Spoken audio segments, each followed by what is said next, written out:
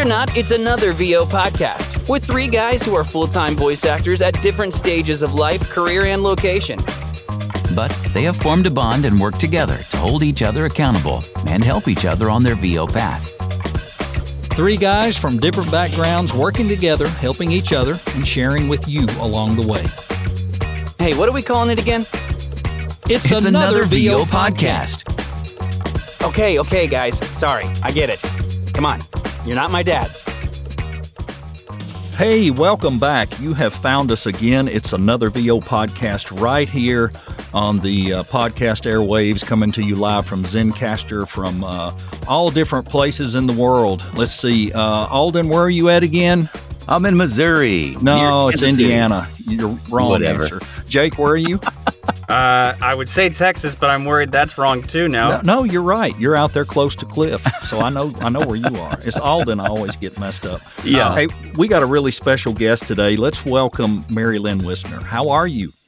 I'm great, and I'm from Los Angeles. Yay! Yay! And we will absolutely believe you because I know that's where you are. Yeah, that's just awesome. I'm a native. Awesome. I'm a native, so that's actually really? kind of unusual. Yeah, born and bred, actually second generation. So that's wow. unusual. Yeah.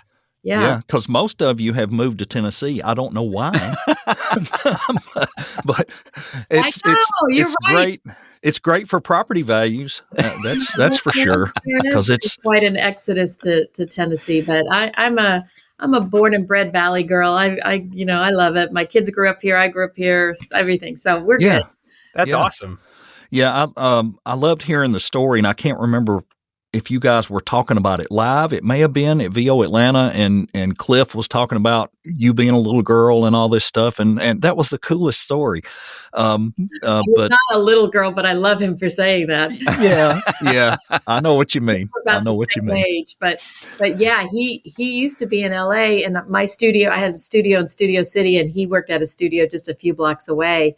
Mm-hmm. And at the time, I was helping cast it was like a version of Teddy Ruxpin. Remember that talking there? And it was a whole game. And then there was like these talking speed cars. It was just a whole bunch of toys. And we did it out of his studio. So that's when I first met him. Ah, okay. That would have been cool. Early 90s somewhere. Now, was that your foray into this type of work, or where did it go from there? My foray. Well, I grew up in the industry, and I was a kid actor. I did a lot of on-camera commercials. My dad was a television producer. And when I graduated college, I got a job. I didn't want to continue being an actor necessarily. I was a little worried about that. And I got a job as an assistant agent to Don Pitts, who was the guy that started the whole business of voiceover agenting. And he taught me everything about voiceover agenting and had amazing clients, the who's who of voiceover back then. And so I kind of worked my way up and then became a voiceover agent, but I didn't love agenting as much. And then I got an opportunity to get into casting at the Voice Caster in Burbank. And I fell in love with casting. And that's, this was, again, pre-pay to plays and internet and all that stuff. So it was amazing. We cast everything all day long, casting. Mm-hmm. And then in 1990, I thought, well, I could do this on my own. And I opened up Voices voice casting and have had that ever since. Awesome. And you also coach, do workshops, go to conferences, stay very busy being involved in the industry. And that is a secondary task, but something that you are very good at as well. We ran a mock audition in our Facebook group a while back, and it gained me so much respect for what you guys do. Big time. And we tried to keep it simple, name the file like this, real simple, don't process it, just send us good raw audio, and here's the thing. And, out of 40 people, we'd get 6 or 8 that put female instead of male. They'd hit wouldn't change it in the thing, and they, didn't have it spaced right, or they'd add the date to the end of the file name. So what's the number one pet peeve for you? You just nailed it right there. They don't pay attention to the directions. Mm-hmm. I've said this before, and I really mean it, because as casting directors, we're on your side. I'm not a pay to play. I get hired and paid by an ad agency or a production company to find their voice. They did not go to the pay to plays for free and just, throw the net out. They hired somebody. So there's not that it's better, but it's definitely more hand holding and more attention and honoring kind of our expertise. I mean, I've been doing this over 30 years. So I know voices, I know talent all over the world. So I'm on your side. So I've spent the time talking to that ad agency producer, just dissecting that script and every little thing that they give me as far as the specs go. And maybe you have a celebrity prototype, or what if this and that? And because I want to get hired again by them, I want to find that voice. So I'm on your side. So I try to be really explicit in the casting specs, but not get, I don't like to bombard actors with too much information. So I always kind of get like, God, why did you veer off that far when I was on your side? I'm trying to help you. Right. Right. If I have the time or I know the actor, I can call them or send them an email like, hey, can you redo this for me because you missed this or that? Or, shoot a note to their agent and say that. But sometimes we don't. And, what's interesting? Not too long ago, I kind of did a little study here at the office, and I figured out as long as I've been casting, I don't care if I'm calling in 100 people or 600 people, it never fails. Usually 65 to 75% of the people are not right or didn't read the directions right or didn't do anything special in their audition. It never wavered from that. It's fascinating to me. So, it just goes to show you it's not that hard. Just read the directions. Right. Right. Read the how to label it. Don't slate if we don't want to slate. Don't do an accent if we didn't ask for an accent. And I'm also known as kind of a casting director that also likes to kind of throw in a few ringers in there and surprises, but I'll go out and ask you for that, So yeah, it's supposed to be collaborative. I want you to get the job. So let's get together out that way.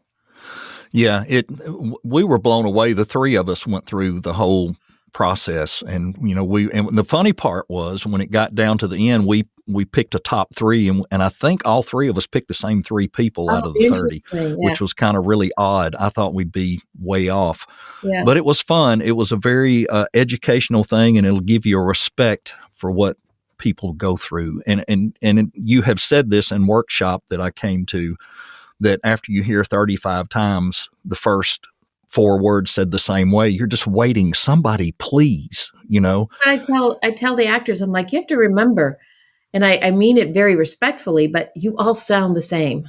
You all sound the same to me because you fit the specs. That's why you right. Yeah. That's going to happen. In one way, shape, or form, you're all going to pretty much sound the same to us. So it's what you do, especially on that first line or two, that's going to make me want to, shortlist you. Right. So it's that simple. Sometimes and not like 90% of the time, it has nothing to do with your voice. It's really how you take that copy and make it your own. Right. Now, all of us have had coaching with different people, and we hear a lot of different things from different coaches. And I don't think there's a right or wrong sometimes, but we have one coach, and I've coached with him for quite a while. And you're going to know who this is when I say it, but we're not going to talk about him. But he tells you, F the specs, be you, just do you, F the specs, and that's hard to do because sometimes you've got to read all that and know what they're asking for. But a lot of times it doesn't end up getting cast exactly that way. So thus the thing for multiple takes, I assume. That's a really good point you brought up because part of what that coaches or what you're saying or what their attack is or whatever is true in the sense that, F the specs, put your own stamp on it, but in my opinion, still respect the specs. Yes. That makes sense. Yes. Because, you might have missed something really important in the specs where they said, okay, midway, we want you to suddenly get very introspective and whatever. And if you just, willy-nilly didn't look at the specs, you would totally miss that and then blow your audition.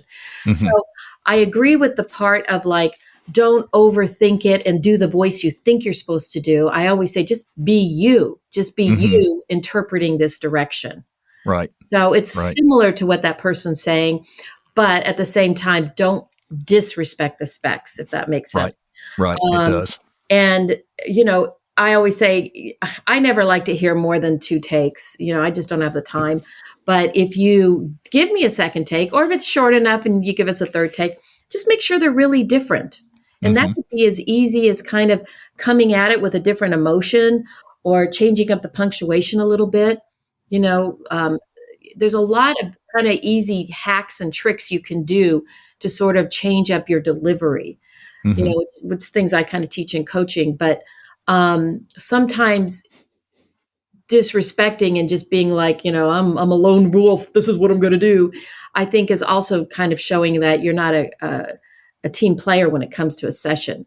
Right. Yeah. And so, I always tell my actors that you have to remember that producer is listening to who's going to be good at the session, who's going to be fun at the session, and make me, the producer, who usually is the director at the session, look like a good director. Right. It's all a game. It's all a game, and we all have to kind of work with each other. Sure. And I always tell the actors, you got to know how to play the game. Yeah, for sure. Jake, Alden, you guys jump in now. I don't want. Well, no, it's fine. You've asked great questions, and I've definitely wanted to hear the answers. Now, just to kind of touch real quick on maybe those multiple takes kind of thing. Now, I run into breakdowns where they ask for, give us 1 to 2 takes or 2 to 3 takes on the same MP3. If those directions aren't explicitly in there, and they're also not saying, don't give us multiple takes, do you prefer someone say something like, hey, I got 2 takes for you before it starts? Because I've heard people talk about too, like, if they hear anything other than the script, they just move on, And yeah, I mean, I think that depends on who's giving you the audition. The way I will write a spec, I'm very explicit, and I'll say, we want to hear 2 takes. You don't have to say in your slate, this is Jake with 2 takes. Take 1, take 2. I'm a big fan of the no slate, and I just say, just butt your take 2 right up against the take 1, the end of take 1. So just in case I'm reaching to turn it off, you something catches you. Or sometimes we'll say in the labeling of your file, your name or the character name or whatever it is, and then, underscore 2 takes or something like that. Okay. So, I think probably the smartest way to do it is just make sure your takes are butted up very, very close to each other so they get heard. Okay, that makes sense, and that's smart too, because that way, if they do hear it, if they are back to back like that, they'll maybe hear something that'll make them pause. Yeah, and it's kind of the rule of thumb. Not that there are any rules in voiceover, because there aren't, but sort of like an understanding, I guess, is that if it's a 15-second spot, 2 to 3 takes is kind of cool, because it's short. But if it's a 30-second, 1 to 2 takes is good. 60-second, 1 is enough, Right. So use your best judgment. Yeah, because how often, if it is like a 60-second spot, how often do you listen to the whole thing? I mean, I guess you only listen if something catches your ear. Yeah, I mean, again, I've been doing this so long. I just kind of know, like, okay, I heard the first paragraph. Okay, great, shortlist them or dump it. It depends on my client, because I always ask the client, okay, you got a 60-second spot here. Do you want them to read the whole thing, or do you only want them to read, 30 seconds of it? And I'll put that in the specs. You only need to read 30 seconds of it. So if the actor doesn't read that or doesn't respect that, I'm like, oh, he doesn't follow directions. Bummer. Yeah. Right. So what you guys have to realize too, as casting directors, the whole casting industry has changed so much in the last, 5 to 10 years, maybe, where their budgets are smaller. My clients, most of the clients I work with, they don't want me to send more than 10 to 20 picks. I might get, I'll throw the net out and get like 200, 300 auditions, but I got to keep paring that down. So, they have like zero patience. They just want to hear my top 10 picks or top 12 picks, and then they'll pick who they want. So it's do everything you can to just show you're following direction, and that you're going to stand out. Mm-hmm. Does Yeah. that answer your question? I think. That Does. totally No, makes absolutely sense. yeah. it does. And it also honestly answered a question I was going to ask too about, as far as how you break down what you actually send to the client. So, but that pretty much answers my question when you were Yeah, I talking mean, about. it's the process I have is okay. So say I'm just casting one role, and again, it always depends on the casting budget too, because casting budgets, like I said, have gotten much smaller. And then I'll throw the net out to either agents and talent that don't have agents, whoever's right for the spot. And then my process is okay. Say I get 300 auditions back on the first round. I'm only listening to your first line, maybe the Mhm. second line. Then I narrow that down to like my top 50. Then I'll go and listen to those guys' top a whole reads. And then Sure. narrow that down to like my top 20, 25, pick my top 10, 12, and send that on to the client. And then I kind Wow. of keep those other ones, sometimes I'll throw in extra ones as a bonus, or I'll kind of keep them just in case the client comes back and says, I didn't hear the right person. And I'll say, oh, well, I've got these other guys. Okay. Take a listen to these guys. So you have like a backup Yeah. to the Yeah. to the Yeah. initial. Yeah, Right. pretty Okay. neat. I am Pretty neat. curious with the directions you get from your client, and maybe they have the celebrity prototype, but they give instructions on kind of what they're looking for. If you see conflicting ideas, do you kind of narrow that down because you know in your mind where they're going? So you kind of hone that in, and when you send out your auditions, you have a little more streamlined explanation of what the directions are. Yeah, that's a good question too, because sometimes, I have some clients that are like newer working with me, and that's why I say I really try to pick apart. And what happens sometimes is, oh, okay, Mary Lynn, this is the producer, and this is what I'm thinking. But let me have you talk to the copywriter. And then I talk to the copywriter, and he's chiming in. And then, oh, there's another copywriter. Oh, okay. Yeah. And Yeah. then, oh, the client just called. They're thinking blah, blah, blah, blah. So Yeah. I'm trying to kind of glean the main idea. And then usually even sometimes before I send that out to my talent, I might go back to that producer and say, hey, just to confirm, kind of talking to all of you, this is what I got. What do you think? Oh, great. Or yeah, don't forget to say they have to have a raspy voice or whatever it is. Yeah. Yeah. So I like I was saying earlier, I want them to hire me again, so Right. I'm trying to make sure I'm covering everybody's, request and also then chiming in on my own too, because sometimes they just don't know things, Sure. they Yeah. don't know that, well, if you're going to ask for somebody that does a lot of character voices, that person might not be great at a spokesy voice or something like that. Mm-hmm. Yeah. Right. Yeah. What a perfect point being there's no, as you said earlier, there's no correctness or there's no set rules or anything, because you're right. You can talk to 5 different casting folks and you're going to get I like it this way, or I'd rather have it that way. Yeah. Yep. But it is some good generalities that people need to keep in mind. And the big one is follow the frickin' directions. Yeah. Yeah. Just that easy. I think And what's put funny about that mock audition we did? I'm pretty sure you even explicitly said in there, everyone, please read and follow the instructions. Yes, and then you still it's true. get people that didn't Yeah. do it. And it's just like, why is this not connecting? Like, Yeah. that's the only thing that ever made sense to me was like follow the instructions, because I want my chances of being heard. That's all I ask. I just want my audition Right. listened to. I mean, sure, I'd love to be shortlisted. I'd love to book it, but the best chance of me getting heard is following the instructions. Right. And putting your stamp on it. And, kind of what I was saying again earlier too, with talking about that other coach you're mentioning, I find a lot of times, you even if you didn't get any direction, because sometimes we get those auditions where I have a couple of ad agency producers I work with, and I don't know if they're just kind of masochists, but they purposefully do not give specs because they want to see what the actor's going to do with it.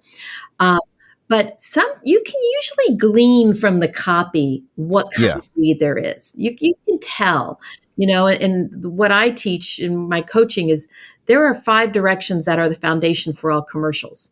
It has never strayed. That's how advertising works. So you can usually tell, oh, this is a real person because there's personal pronouns in there. You can usually tell it's a snarky wry read because it's all smartass. There's things you can tell. Mhm. But then again, sometimes, we do get that copy that's horribly written and, no specs. It's like, okay, I'm just going to kind of figure out this is how I would say this. Mm-hmm. So, Yeah, and in his defense, he does say after you've done the spot or you've recorded it, then go back and look and see is that what they're kind of looking for. I think what he's saying is on the front end, interpret the copy first and see which you needs to read this, which, and get into the point of view and the perspective, and then put your spin on it, and then go back and look. And if you're that far off, then maybe you need to make a change in it. But yeah, there's a very well-known, Charlie Adler is you guys probably a very well-known animation director, voice talent, Emmy-winning, director. And he did a workshop with us years and years ago, and he was talking about how he was trying to do more commercials. And gosh, this was probably like 10 years ago. And he said, I just threw the specs out and I would just grab the copy and go in and do my first thing based on what I thought it was. And then I'd go back and look at the specs. So it's kind of exactly what you're saying. This person said, mm-hmm. I'd go back and look at the specs and then my interpretation. And he said, 90% of the time I was right. Because again, the copy's written that way. Where I find the discrepancy usually comes is, we love, well, I can't say I love pay to plays, but the pay to play world, it's mostly, as I like to say, kind of mom and pop shops that are not theatrically minded or actor centric, if you will. So they don't know how to, articulate maybe the needs or the acting words or, directions. So everything is just be yourself, or you're talking to your best friend and things like that. And then the first word is introducing, so Yes. it's sort of like, I hate that word. How many times?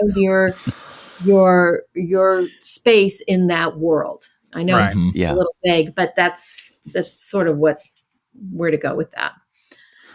All right. So off topic here. Mm-hmm. All right. It's Saturday. What does Mary Lynn like to go do on the weekend? Well, this weekend for the next 4 weeks, I'm teaching a class with Lori Allen. So there goes my Saturday. It'll be super fun. I mean, she's a hoot. So that'll be fun. But usually, what do I do on a Saturday? I sleep in if I can. Yes. But for me, sleeping in is like 8 o'clock. So right there with you. Yeah, I just can't. I mean, ever since my kids were little, it's that inner clock. I'm always got up at 6 to get them ready for school, and they're in their 20s, so I have no excuse. So typically I will sometimes I'll have plans with friends or see my daughters. I have a new little granddaughter, so I see her, or clean the house. Right. When it comes up, get that vacuum out, do all that stuff. I'm kind of a clean freak, get the laundry going. It just kind of depends what's going on, socially or just, around my neighborhood. Like I said, I live in LA, and so we always have beautiful weather. So I'm a big outdoors person, and I like to play tennis. So cool. Tennis. Yeah. Haven't tried pickleball yet?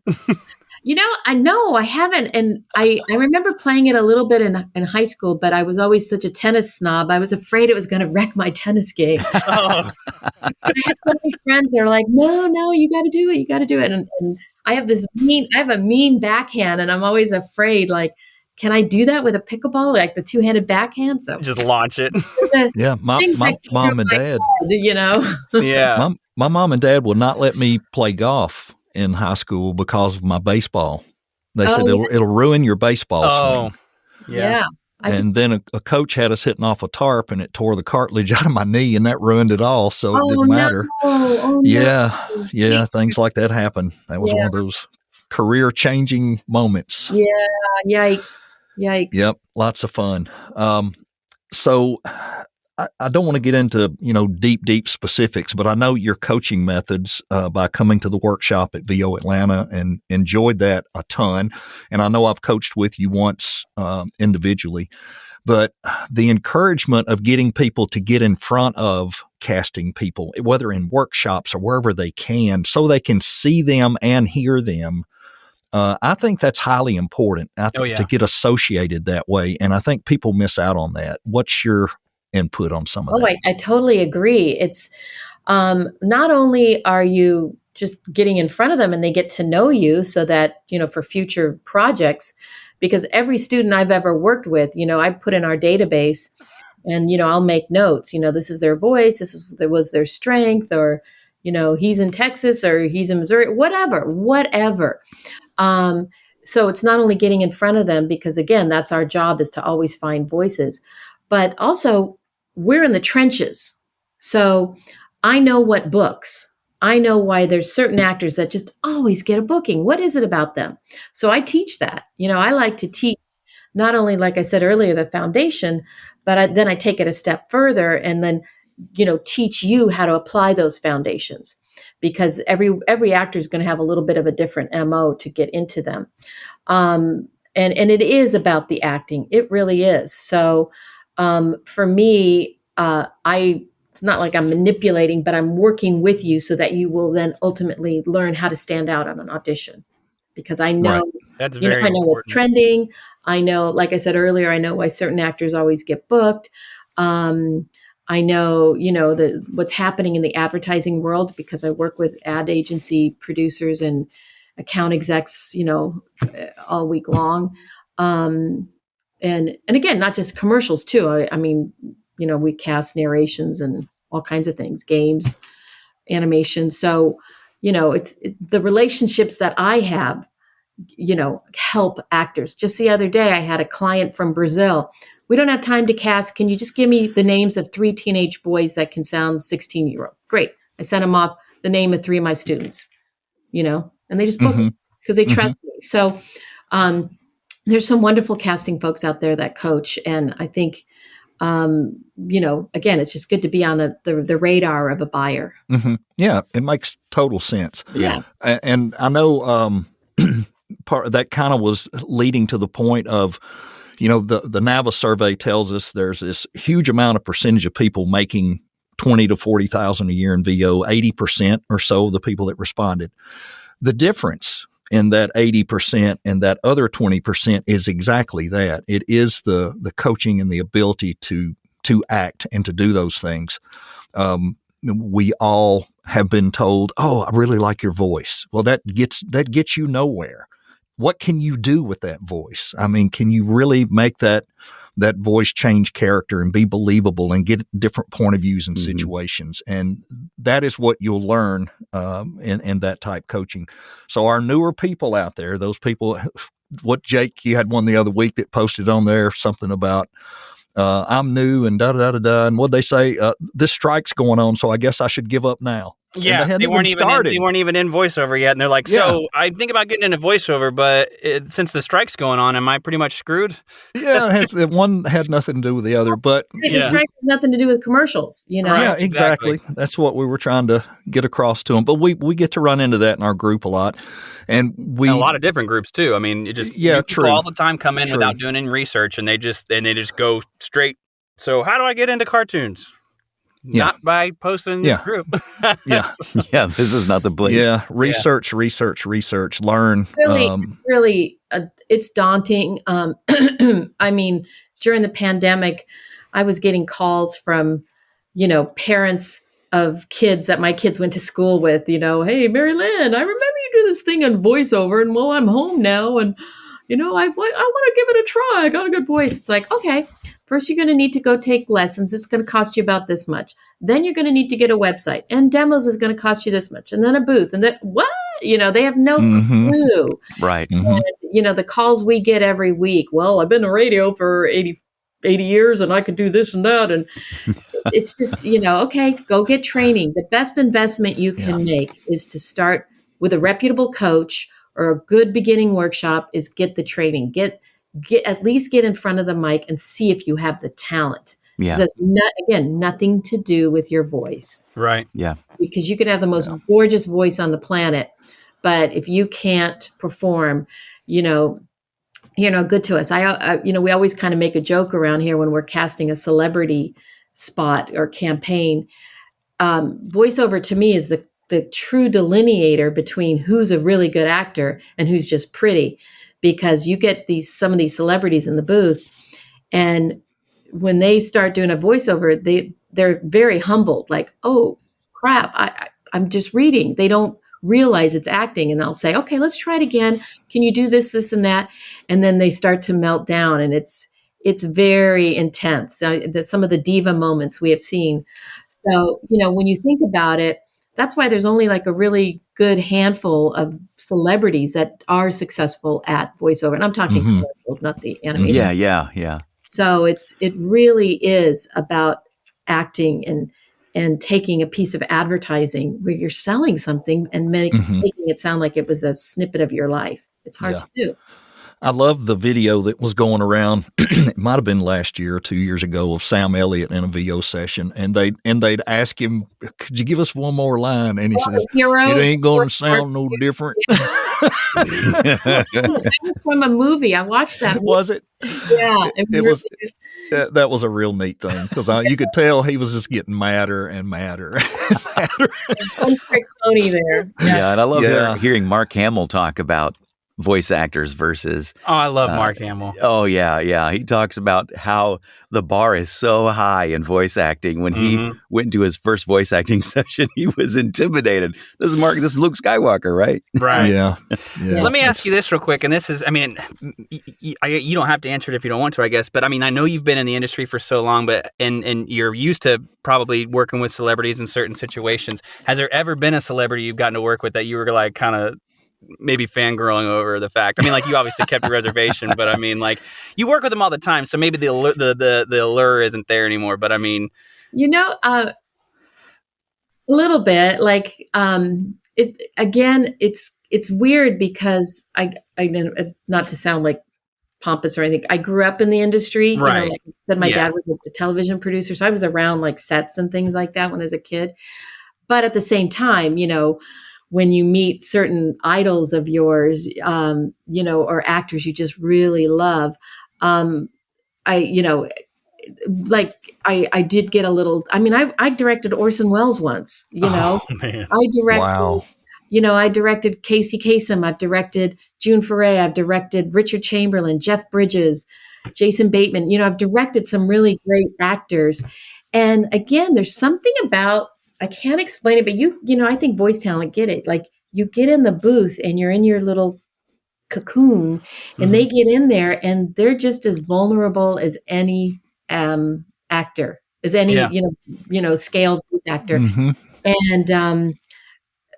And some of them, I won't say who, were really nasty. I'm sure. Because they were realizing in the moment that they weren't getting it, and then some were incredibly, kind and vulnerable and sort of like, help me through this, which I found very endearing. And then I wanted to help them. But yeah, I think I fangirled over Jeff Bridges because that was just kind of like, hi, here's your coffee. That's awesome. Yeah. That's awesome, dude. I mean, he's just who he is, Yeah. Right. There was. I've always missed George Clooney coming in and out of the booth. Like I don't know why, but not for me. But he was at the studio I work out of in Studio City. Sometimes he would come in really early in the morning to do looping sessions there, and I would come in, and the person would go, "Oh, you just missed George." I'm like, no. The booth smelled so good. Of course.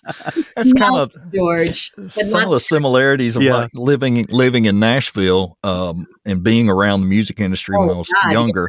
And it was nothing to walk in a place and there's, Garth in there at the Pancake Pantry having breakfast and at the time I was so backward, I wouldn't go over there and say anything, but the guy I was with kind of reminds me of Charles Coates. He just walks over and kicks up a conversation. Hey, I heard your new song on the radio. And this was, when Garth maybe had 2 songs out.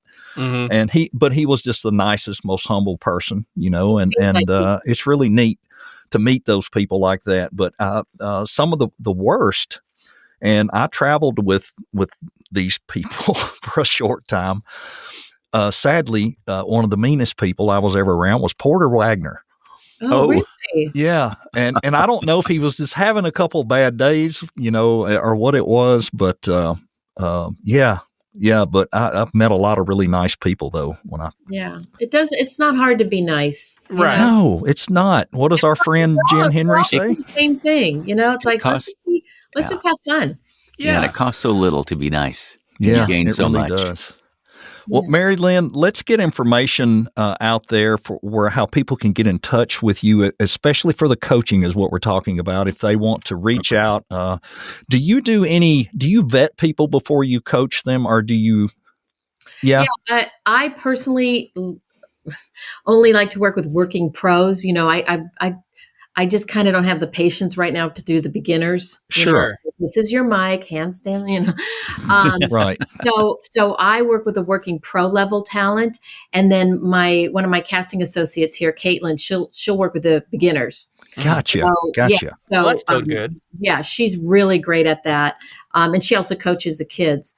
So, I work with mostly like intermediate to working pro level people. And then we also have our VO Pros classes, which are events we've been doing for about 12 years where it's usually like Tuesdays and Thursday nights.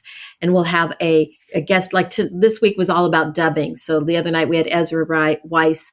Tonight we have Jeff Howell. And so we get casting directors, whether it's video games, promos, we'll have agent nights. So all kinds of things, narration, whatever. And so if somebody wants to look into that, it's thevopros.com. VOPros.com. And then to reach me and my casting, it's just, you can go to my website, voicesvoicecasting.com, or voicesvoicecasting@gmail. It's one long word. And Awesome. And then I'm always at like VO Atlanta. I love going there. And then sometimes I'll do an event somewhere else. But I'm kind of around. Yeah, absolutely, for sure. Well, I want to thank you for your time. I know, like all of you that are in this business, it's roller coastery. Some days we're over swamped and under swamps, but I do really appreciate you taking time to talk to us. It's been awesome. It is. It's been great. We've enjoyed it, and I know that I will see you in Atlanta. I don't know about these other two guys, and it looks like I'm going to get to speak at One Voice, so I'll get to go to Texas. I'm excited about that. I haven't been to One Voice yet, so I went a couple years ago. It was fun. Come to VO Atlanta. It's a fun event. It's kind of a little overwhelming because there's just so much going on. Yeah, but it's our peeps. So everybody, you don't meet anybody there that doesn't love voiceover. So. Right. So we all have something in common, and it's so nice just to see people because we're just stuck in our little booths all day. So it's so nice to, like this. Absolutely. And say, yeah. So, thank you so much for having me. It's been a real pleasure, and it's so nice getting to know you guys. So yeah, the pleasure's been ours. Yes, it's been great ours talking indeed. With you. It's let's give her a hand. Let's give her a big hand on the way out. Thank you so much. We hope you enjoyed this episode of It's Another VO Podcast. Don't forget to rate, review, and subscribe. You can also email us your questions to anothervopodcast@gmail.com or follow us on Instagram at Another VO Podcast. See you next time.